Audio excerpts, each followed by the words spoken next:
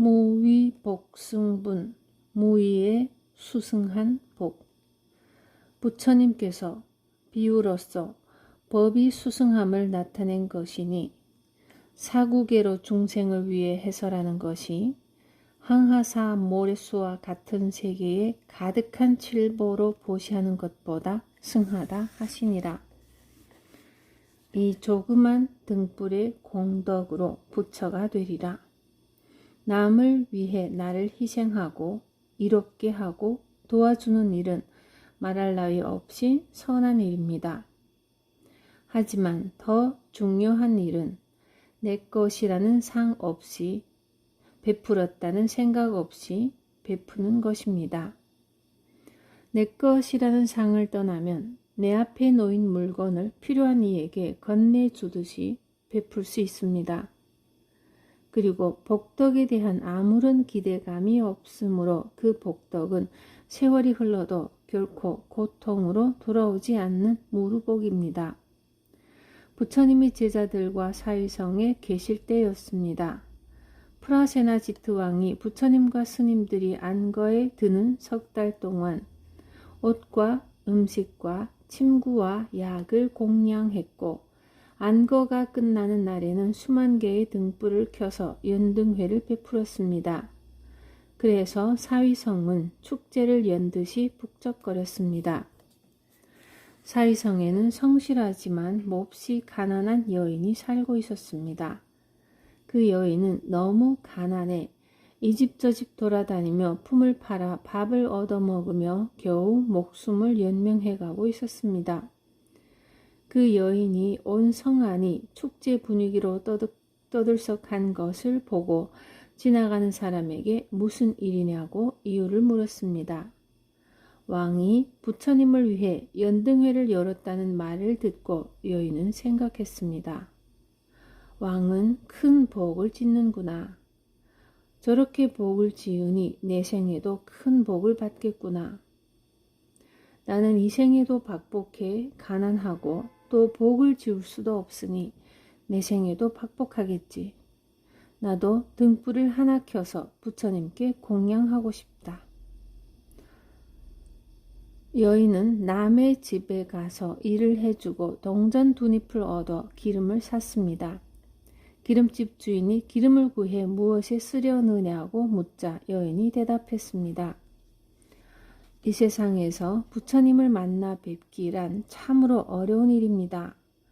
이제 부처님을 뵙게 되니 얼마나 다행한 일입니까? 나는 가난해서 부처님께 공양할 것이 아무것도 없으니 등불이라도 하나 공양할까 합니다. 여인은 그 기름으로 작은 등불을 만들어 부처님 처소로 갔습니다. 부처님 처소에는 이미 수많은 등불이 휘황찬란하게 빛나고 있었습니다. 여인은 길목의 구석진 곳에 등불을 걸어놓고 기도했습니다. 보잘것없는 등불이지만 이 공덕으로 다음 생에는 나도 부처가 되게 해주세요. 가난한 여인은 왕이 되기를 소원한 것도 아니고 굶주림을 면하게 해달라고 기원한 것도 아닙니다. 그 작은 등불의 인연으로 성부를 기원했습니다. 이윽고 부처님이 잠자리에 들 시간이 되자 아난다가 숲 주변의 등불을 하나씩 꺼나갔습니다. 등불을 모두 껐다고 생각하고 돌아서는데 저쪽 숲 가장자리에서 아주 작은 등 하나가 흔들리고 있었습니다. 아난다가 다가가 등불을 끄려 했지만 어쩐 일인지 아무리 해도 꺼지지가 않았습니다. 이때 처소에서 나온 부처님이 아난다에게 말씀하셨습니다. 아난다여, 괜한 수고하지 마시오. 그것은 비록 가난한 여인이 밝힌 작은 등불에 불과하지만 그 공덕은 진실로 무한하니 그대의 힘으로는 끌 수가 없습니다. 그 여인은 이 등불을 켠 공덕으로 오는 생에는 반드시 부처가 될 것입니다. 가난한 여인은 작은 등불 하나의 공덕으로 부처님께 성불의 수기를 받은 것입니다. 이 소식은 순식간에 온 성안으로 퍼져나갔습니다. 프라세나짓 왕도 그 소문을 듣고 부처님의 초소로 황급히 마차를 몰았습니다. 부처님, 저의 공덕은 어떻습니까? 저는 언제 성불할 수 있겠습니까? 대왕이여, 불도란 쉽고도 어려운 것입니다. 그것은 하나의 보시로도 얻을 수 있지만 수천의 보시로도 얻지 못하기도 합니다. 불도를 얻기 위해서 가난한 자를 돕고 병든 자를 치료하고 외로운 자를 위로하여 만백성을 위해 선정을 베푸십시오. 많은 사람에게 보시하고 선행을 쌓으며 스스로 겸손해 남을 존경해야 합니다. 그러나 절대로 자기가 쌓은 공덕을 내세우거나 자랑해서는 안 됩니다. 이와 같이 오랜 세월을 닦으면 뒷날에 언젠가는 부처가 될 것입니다. 가난한 여인은 세속의 복을 기원하지 않았고 자기 정성에 대해 아무런 상도 없었기에 성불의 수기를 받은 것입니다. 하지만 프라세나짓 왕은 어마어마한 보시를 베풀고도 보시에 대한 상을 가지고 있었기에 불도를 얻을 수 없었던 것이죠. 무주상 보시를 행한 공덕이 얼마나 값진가를 이 가난한 여인은 잘 보여주고 있습니다. 사람들과 신들의 안락을 위해 법을 전하라. 항하는 겐지스 강을 말합니다. 겐지스 강은 인도의 젖줄이라 불리는 거대한 강입니다. 강의 한쪽에서 바라볼 때 맞은편이 수평선처럼 보일 만큼 강 폭이 넓고 길이가 2,500여 킬로미터나 됩니다. 그런 겐지스 강에 모래알 수만큼 많은 겐지스 강이 있고 그 모든 겐지스 강의 모래알 수를 헤아린다면 도저히 헤아릴 수 없을 것입니다. 부처님은 이처럼 어마어마한 비유를 제시해 놓고는 진실한 말로 말하노니 라는 말씀으로 다음 이야기를 이어갑니다. 아무리 믿음이 돈독한 이라도 이 엄청난 비유를 듣고 의심 없이 그대로 믿기란 쉽지 않다는 걸 알기 때문입니다. 수보리여, 내가 이제 진실한 말로 그대에게 말하노니 만일 선남자 선여인이 그 모든 항하의 모래수만큼의 삼천대천세계를 칠보로 가득 채워 보시한다면 그로써 얻는 복이 많지 않겠느냐? 수보리가 대답하였습니다. 매우 많습니다. 세존이시여. 부처님께서 수보리에게 말씀하셨습니다. 만일 선남자 선여인이 이경 가운데 내지 사국의 등을 수지하여 다른 사람을 위해 설해준다면 이 복덕이 앞의 복덕보다 더 뛰어나다. 깨달음에 참된 기쁨을 얻고 나면 자연히 지금 내 옆에서 괴로워하는 사람, 힘들어하는 사람, 헤매는 사람이 눈에 들어옵니다. 괴롭던 내 마음을 돌이켜보면 그 마음이 충분히 이해가 가고 내가 달라진 경험에 비추어 보면 저 사람도 분명히 좋아지리라는 것을 알기 때문에 부처님 법을 전하고 싶은 마음이 저절로 일어납니다. 지금 내가 누리는 평화와 기쁨을 함께 나누고 싶은 마음입니다. 불법을 통해 참된 기쁨을 누리는 이가 그 기쁨을 다른 사람과 나누는 일은 지극히 자연스러운 일입니다. 불교는 원래 투철한 전법 정신으로 시작한 종교입니다. 부처님이 보리수 아래에서 깨달은 그 순간 마왕 마라가 나타나서 말했습니다. 원하던 대로 깨달음을 얻었으니 어서 열반에 들라는 유혹의 말이었습니다. 어리석은 중생들은 부처님의 말씀을 알아듣지 못할 것이니 더 이상 수고하지 말라고 했습니다. 그러나 부처님은 마왕의 유혹을 단호하게 물리치고 전법의 길에 나섰습니다. 부처님을 비난하며 떠났던 5명의 수행자를 찾아가 법을 설하였습니다. 그리고 야사 등 55인을 교화한 뒤에 부처님은 60명의 제자들을 모아놓고 전법 선언을 하셨습니다. 수행자들이여, 이제 모든 천인과 인간 속에서 그들을 제도하라. 많은 사람에게 이익이 되고 많은 사람에게 안락을 주기 위해 현실 속에서 구체적인 이익과 안락을 구해주기 위해 속히 떠나거라. 마을로 들어갈 때는 홀로 스스로 갈 것이요, 두 사람이 함께 가지 마라. 수행자들이여, 유행을 할 때는 많은 사람을 위해 애민해 섭수하고자 법을 전하되 항상 처음과 중간과 끝을 모두 올바르게 설해서 의미가 분명하고 어구가 명료해 의심이 없도록 하라. 자, 이제 전법의 길을 떠나라. 그리고 부처님 자신도 45년 동안 인도 전역을 걸어다니며 하루도 쉼없이 전법을 하셨습니다. 부처님은 열반에 드는 마지막 순간까지도 설법을 그치지 않았습니다. 이 생에서의 마지막 숨이 끊어지는 그 순간에 한 노인이 헐레벌떡 찾아와서 부처님을 만나겠다고 했습니다. 아난다가 절대로 안 된다고 거절했지만 노인은 고집을 꺾지 않았습니다. 그때 부처님이 아난다를 불렀습니다. 그분을 들여보내시오. 그분은 나를 귀찮게 하러 온 게 아니라 나에게 법을 물으러 왔습니다. 부처님은 최후의 순간에도 노인을 맞아들여 그의 질문에 답하여 법을 설했습니다. 그 노인이 부처님의 마지막 제자 수바드라입니다. 부처님의 열반이 들자 많은 제자들이 법의 기쁨을 전하고자 인도 구석구석으로 흩어졌습니다.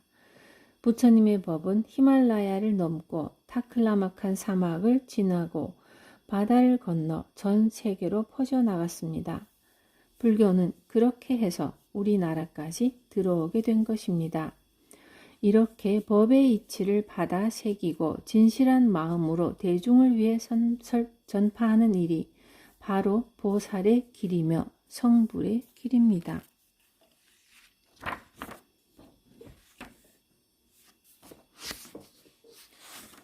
존중 정교분, 바른 가르침을 존중하다.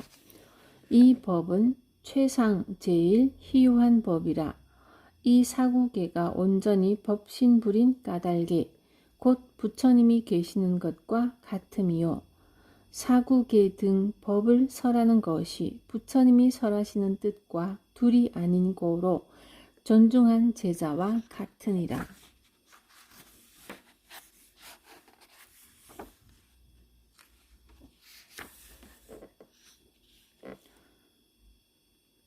또한 수보리여, 이경 설하심을 따라서 사국에만이라도 일러준다면 마땅히 알라.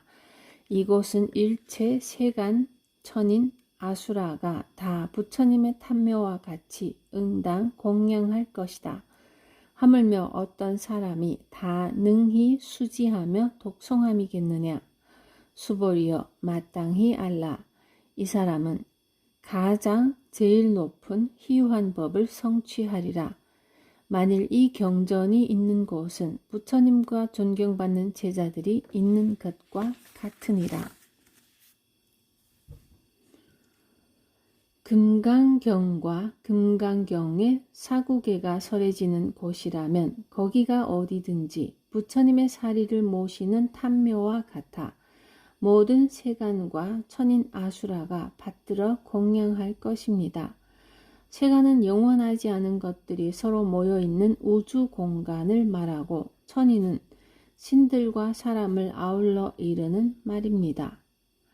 부처님 말씀을 수지 독송해 그 가르침대로 생각하고 행동하며 살아가는 사람이 있다면 그가 있는 그 자리가 바로 불법승 삼보가 함께하는 위대한 자리입니다. 삼보의 높고 귀함은 겉모습에 있지 않습니다. 어떠한 사람이라도 깨달음이 열리는 그 자리에 최고의 스승이신 부처님과 부처님의 위대한 가르침과 부처님의 뛰어난 제자들이 함께합니다. 이 금강경의 도리 안에 이미 불법승 3보가 부족합니다. 하지만 그렇다고 해서 금강경이 최고다. 금강경만 있으면 다른 경전은 필요 없다는 뜻은 물론 아닙니다. 집착을 버리고 머무르는 바 없는 마음을 내라는 것이 금강경의 핵심입니다. 머무름 없이 마음을 내는 이치를 깨치지 못한다면 그는 금강경을 진실로 수지 독송한 사람이 아닙니다. 미워하고 원망하고 슬프고 외로운 마음으로 괴로워하던 사람이 금강경을 읽고는 이 마음은 다 꿈같은 것이다 하고 깨닫게 되었다면 그것이 독입니다. 그런데 아무리 열심히 경전을 읽고 깨쳤어도 책장을 덮고 돌아서면 잊어버리기 십상입니다. 또 경전을 외워 가르침을 가슴에 새기고 돌이키며 실천하는 것을 송이라고 합니다. 그래서 수, 지, 독송이라 말합니다. 금강경을 읽고 깨달아 부처님의 가르침을 다른 사람에게 널리 전하는 공덕은 그야말로 한량없는 공덕입니다. 한계가 없는 마음, 한계가 없는 공덕은 크게 확대하면 우주에 가득 차고 작게 축소하면 콧구멍 속의 터럭보다도 작습니다. 본래 법에는 고정된 모양이 없으니 그 무엇으로도 한계를 지울 수가 없습니다. 그런데 사람들은 부처님의 가르침의 참뜻을 내 마음에 받아들이지 않고 경전의 글귀에만 집착하기 일쑤입니다. 금강경을 읽으면 금강경에 집착하고 법화경을 읽으면 법화경에 집착합니다. 부처님 말씀이 법화경 한 권이 다 들어있다는 말을 들으면 다른 경은 다 필요 없고 법화경만 최고다 하고 받아들이는 식입니다. 금강경을 수지 독송하는 공덕이 높다고 하니까 그저 무조건 읽기만 하면 되는 줄 알고 1000번, 10,000번 읽기만 하는 사람도 있습니다. 그러나 다시 한번 말하지만 수지 독송이란 금강경의 말씀을 내 삶에 받아들여 스스로 깨닫고자 끊임없이 수행하는 것을 뜻합니다. 처처가 불상이요 하는 일마다 불공일지니 한 사찰에서 범종 불사를 하게 되었는데 불사에 보시한 사람들의 이름을 종에 새겨서 그 공덕을 기리기로 했습니다. 그런데 종 만드는 장인이 깜빡 실수하는 바람에 가장 돈을 많이 낸 시주의 이름이 빠지고 말았습니다. 잔뜩 기대에 부푼 시주자는 종에 새겨진 이름 사이에서 자기 이름을 찾았지만 아무리 훑어보아도 찾을 수가 없었죠. 그는 기분이 몹시 상해서 주지스님에게 항의했습니다. 그러자 주지스님이 빙긋이 웃으며 대답했습니다. 절에서 아침 저녁으로 그 종을 쳐댈 테니 거기에 이름 적힌 분들이 얼마나 어지럽겠습니까? 그래서 제가 거사님 이름은 뺐습니다. 범종이 무사히 완성되어 많은 사람에게 소리 공양을 하게 되었습니다. 이 얼마나 기쁜 일입니까? 그런데 그 사람은 그 사실을 기뻐하는 자체가 복이고 공덕인 줄 모르고 자기 이름이 종에 새겨져야만 복을 받는다고 생각하고 거기에 집착했습니다. 만약 그의 생각처럼 종에 이름을 새겨야만 공덕이 되고 복을 받는 게 사실이라면 종을 칠 때마다 거기에 이름 적힌 사람들은 어지러워진다는 주지스님의 말도 사실이라고 할 수 있을 것입니다. 그렇다고 집착 없이 마음을 내라고 했는데 내가 아직 완전히 깨닫지 못해서 그렇게 안 되니까 남을 돕는 것도 아무 소용이 없겠다. 이렇게 생각해서 주저하는 것 역시 잘못입니다. 왜냐하면 수행의 목적은 남을 돕는 데 있지 않기 때문입니다. 내가 이 세상을 살아가는데 흔들림 없는 참 자유, 참 행복을 누리기 위해 수행하는 것입니다.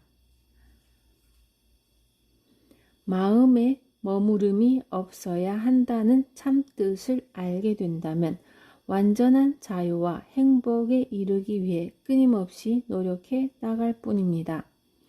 상이 있는 것은 다 허망하니 만일 모든 상이 상이 아님을 본다면 곧 열애를 보는 것이라 했습니다.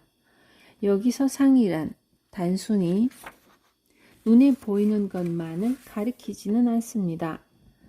우리 마음 속에 고정된 생각과 집착, 심지어 법에 대한 집착, 경전에 대한 집착도 다 상입니다.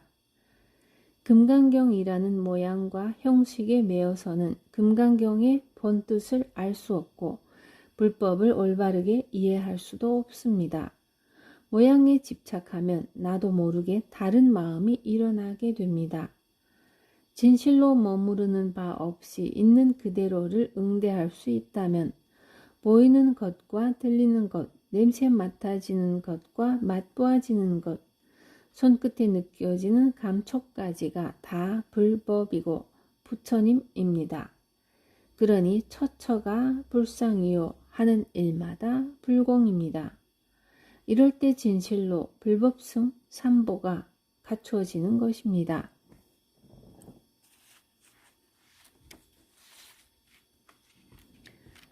여법 수지분, 여법하게 받아지니다.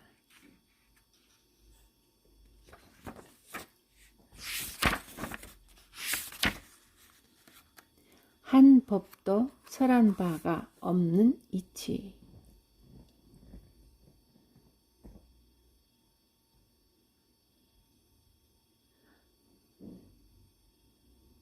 그때 수보리가 부처님께 여쭈었습니다. 시존이시여, 마땅히 이 경을 무엇이라 이름하며 저희가 어떻게 받들어 지녀야 하나이까? 부처님께서 수보리에게 말씀하셨습니다. 이 경 이름은 금강반야 바라밀이니 이 이름으로 그대들은 마땅히 받들어 지녀야 하느니라. 왜냐하면 수보리여, 부처가 반야바라밀이라 말한 것은 반야바라밀이 아니라 그 이름이 반야바라밀이기 때문이다. 부처님은 이날 법문의 제목을 금강반야바라밀이라 부르라고 이릅니다. 반야는 지혜의 가르침, 고해의 중생계에서 부처의 세계로 건너가는 나룻배와 같습니다.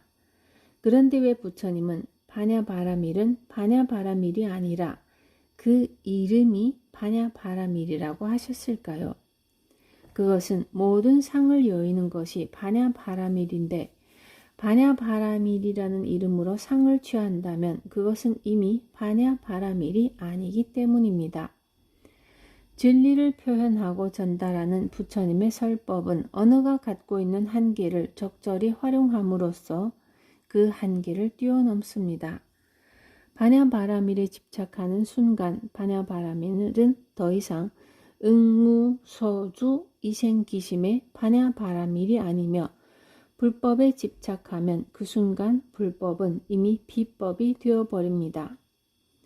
그 묘한 이치를 말로 표현한다는 것은 어쩌면 불가능한 일인지도 모릅니다. 그래서 부처님은 입을 다물고 아무 설명도 하지 않는 방법이나 이것이 진리라고 못 박아 설명하는 방법, 그 양극단을 모두 경계한 것입니다. 깨달음은 체험을 통해서만 얻을 수 있지 말이나 글로 설명을 들어서 얻을 수 있는 게 아닙니다. 부처님의 설법은 그런 한계를 극복해 나가도록 한 최상의 언어 표현입니다. 그러나 아무리 최상의 표현이라 해도 그것에 대한 상마저도 끊어버리는 것이 바른 도리에 접근하는 것임을 또한 잊지 말기 바랍니다.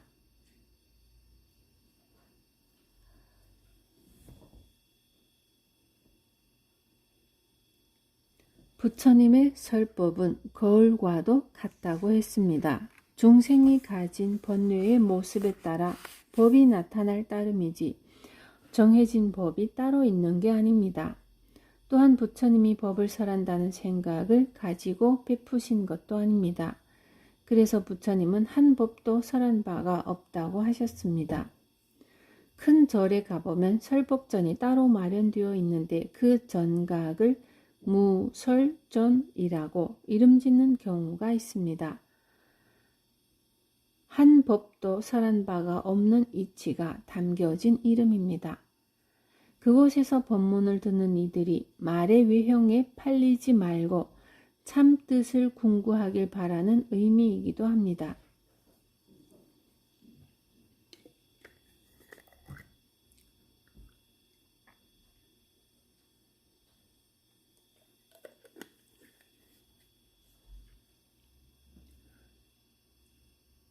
열애를 보지 못하리니 수보리여 그대는 어떻게 생각하느냐.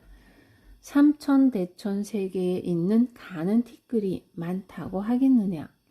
수보리가 대답하였습니다. 매우 많습니다. 세존이시여. 수보리여 모든 가는 티끌은 열애가 가는 티끌을 말한 것이 아니라 그 이름이 가는 티끌이니라. 열애가 세계를 말한 것은 세계가 아니라 그 이름이 세계이니라. 미지는 아주 작은 티끌이나 먼지를 말합니다. 티끌 같은 존재라는 표현에서처럼 흔히 세상에서 가장 작은 물질로 비유됩니다. 하지만 아무리 작은 물질이라도 그보다 더 작은 물질에 견준다면 오히려 크다고 말할 수 있습니다. 미지는 요즘 우리 상식으로 보면 분자와 같은 개념이라고 할 수 있습니다. 분자는 물질에서 화학적 형태와 성질을 잃지 않고 분리될 수 있는 최소의 입자를 말합니다. 그런데 이 분자는 아주 작디작은 원자들로 이루어져 있습니다. 원자의 반지름은 약 1억 분의 1cm에 불과해 현미경으로도 보이지 않습니다. 그러나 미진이 아무리 작은 입자라 해도 그 존재 자체가 절대적으로 작다는 성질을 갖고 있는 것은 아닙니다. 또 많고 적음을 구분할 때에도 절대적인 기준은 없습니다. 삼천대천 세계도 겐지스강에 모래알 수만큼 많은 삼천대천 세계에 비하면 티끌과 같은 존재에 불과합니다. 태양계에 비하면 지구는 한 점과 같고 은하계에 비하면 태양계는 티끌과 같고 우주에 비하면 은하계는 미진에 불과합니다. 그러니 작다, 크다, 적다, 많다는 어느 순간을 기준으로 다만 그렇게 이름 붙인 것에 불과합니다. 티끌이 아닌 것처럼 세계 또한 우리가 그렇게 이름 붙여 부를 뿐입니다. 수보리여 그대는 어떻게 생각하느냐. 가히 30 이상으로서 열애를 볼 수 있겠느냐. 없습니다. 세존이시여 가히 30 이상으로서 열애를 볼 수 없습니다. 왜냐하면 열애께서 말씀하신 30 이상은 곧 상이 아니라 그 이름이 30 이상이기 때문입니다. 30 이상으로 열애를 볼 수 있다는 말은 몸의 특징에 의지한 형상으로 부처를 볼 수 있다는 말입니다. 눈으로 부처를 볼 수 있고 소리로 부처를 들을 수 있다는 말이죠. 그러나 그런 식으로는 부처를 볼 수 없습니다. 왜냐하면 열애를 본다는 말은 깨달음을 얻는다는 말과도 같기 때문입니다. 깨달음은 눈에 보이는 모습이나 귀에 들리는 소리로 얻을 수 없습니다. 그것은 단지 육근 경계에 대한 집착이며 사로잡힘일 뿐입니다. 가끔 불교 행사를 진행하는 도중에 하늘에 무지개가 떴다느니 구름이 관세음보살 모습으로 나타났다느니 하는 이야기들을 들을 수 있습니다. 그렇게 눈에 보이고 귀에 들리는 소리로 나타나는 현상은 열애를 보는 것이 아닙니다. 망상일 뿐입니다. 물론 그렇게 신기한 일이 일어날 수는 있습니다. 그러나 그런 일은 열애를 보는 것, 즉 깨달음과는 아무 상관이 없습니다. 그렇다면 부처의 30 이상은 무엇이며 어떤 의미가 있을까요? 부처의 몸은 30 이상이라는 특징이 있습니다. 미간에는 백호가 있고 정수리는 위로 솟았고 귀는 길게 늘어져 있고 목에는 3개의 줄이 나 있고 팔은 무릎에 닿을 만큼 길다는 등의 특징들입니다. 수보리는 그런 특징들로 부처를 볼 수 있다는 생각이 형상에 대한 집착이었음을 깨닫습니다. 부처가 30 이상의 특징을 갖는 것은 맞지만 30 이상의 특징을 보인다고 해서 그를 부처라고 할 수는 없습니다. 인도 전통 신앙에서는 세간을 다스리는 제왕을 전륜성왕이라고 하는데 전륜성왕도 부처님처럼 30 이상을 가졌다고 합니다. 어떤 사람이 열심히 수행한 끝에 욕심도 짜증도 성냄도 일으키지 않는 경지를 얻었습니다. 우리는 그의 모습을 보고 키와 몸무게는 얼마고 눈과 귀와 코의 모양은 이러이러하다고 자세히 묘사할 수 있지만 그렇다고 해서 그런 특징을 가진 사람이 모두 깨달음을 얻은 사람이라고 말할 수는 없습니다. 부처에게 30 이상의 특징이 존재하지만 그런 특징들로서 부처를 확인할 수는 없습니다. 부처의 몸이 가지는 특징은 상에 불과합니다. 모든 상으로부터 벗어나 제법이 공한 이치를 깨치지 않고는 부처를 바로 볼 수 없습니다. 눈으로 보고 귀로 듣고 코로 냄새 맡고 혀로 맛보고 손으로 만지고 머리로 상상하는 것들에 매달려서는 부처를 보고도 부처인 줄을 모릅니다. 누구나 할 수 있는 보살행. 수보리여, 만일 선남자 선여인이 있어 항하의 모래수 같은 몸과 목숨으로 포시하여도 만일 다시 어떤 사람이 이경 가운데 내지 사국의 등을 받아지며 다른 사람을 위해 설한다면 그 복이 더 많으리라.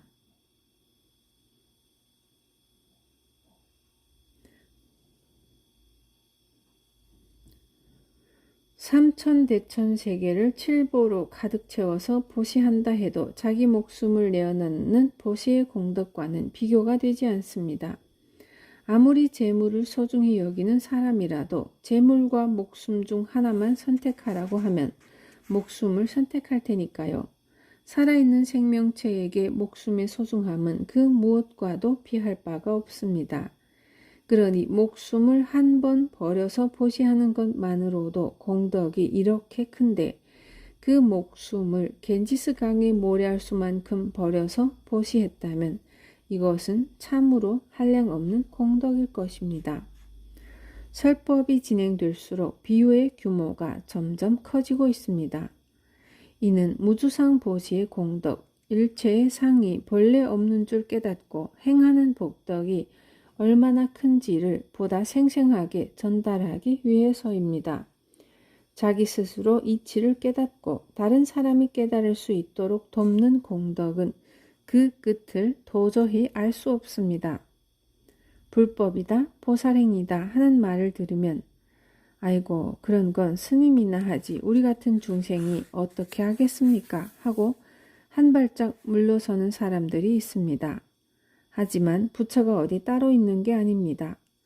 괴로움에서 벗어나는 것을 이름하여 부처라고 할 뿐입니다. 괴로움에서 벗어나는 것은 모든 중생이 다 원하는 바입니다. 이는 출가한 스님만이 할 수 있는 보살행이 아니라 누구나가 할 수 있는 보살행입니다. 불법은 갖가지 괴로움에 시달리는 삶을 자유로운 삶으로 바꾸는 가르침입니다.